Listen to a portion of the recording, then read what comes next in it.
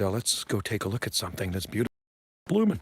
Because I missed the other blooms because they're up so flippin' high on the thing. Wow. And there's one right there. And it's not fully open yet, but sure smells good, even at that stage. Scented. Unfortunately, most of them are... Oh, there's another one. There's one way up there. There's one right there. That one's done. I don't know if there's any other ones on it. And let's just see. No. But this is a really nice magnolia to grow. Anyway, that's what it's looking like early this morning. Hello, Logan. These are actually native. You can find these things probably growing native in the southeastern United States, probably maybe in your area, maybe a little bit farther south. But hardy tree, looks tropical, nice big leaves on it, and that flower is going to open up. So this is the big leaf magnolia. We try to grow as many big leaf things as we possibly can here in our garden, so it makes it look a lot more tropical. See what the slugs do? These slugs are a pain. There's one right there. Look at that. Got him. See that? That's a native slug. So this is what the slugs do. I'm gonna pick them up. Those slimy. Ugh, that's a banana slug. That's called a banana slug. So let's get him off of here. Get off there. He going for a ride. These are our arbutus leaves. Slugs are very slimy. Slugs are very slimy. You don't want to pick them up. So he's the culprit. He's the one that has been eating the hostas. Hasta la vista.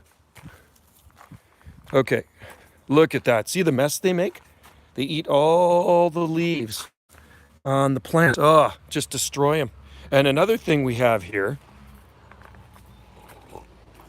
is weevils. And weevils, I'll tell you what weevils do. So this is a big leaf Rex begonia.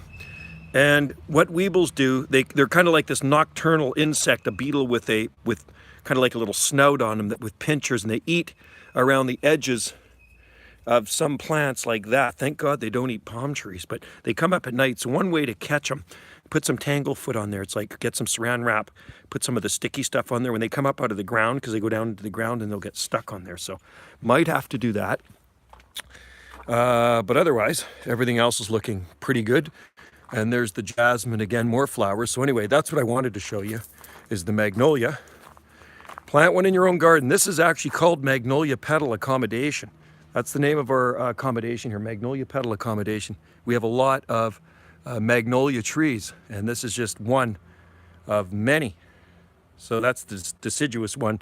We have evergreen ones too. We have a lot of evergreen ones. So yeah, here's the jasmine.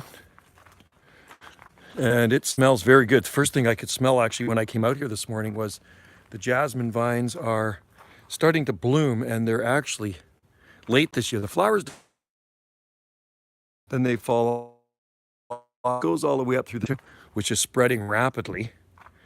And that's okay. You can see the canes come up through the palms. And then hibiscus, they tend to be brittle. A job site to check out a job site. Somebody wants me to work for them just around the corner, and it's going to be a good job. If I get the job, I believe I will. Just kind of sitting on a tractor and mowing their lawn. Brand new John Deere tractor, which I'm very good at since working for the parks.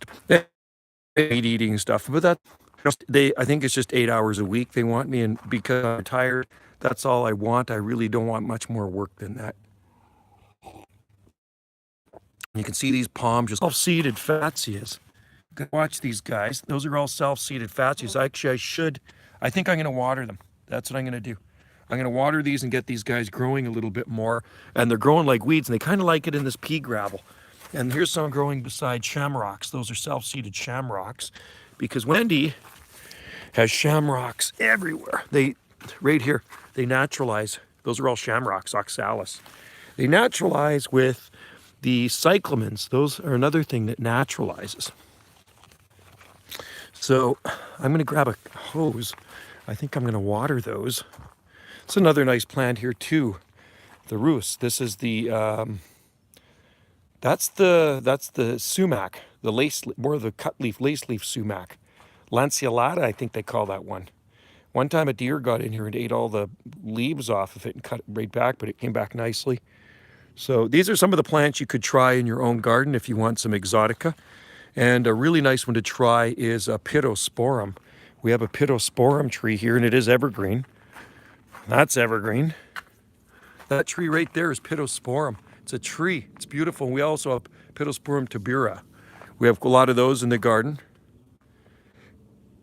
And just a mixed mash of everything in here.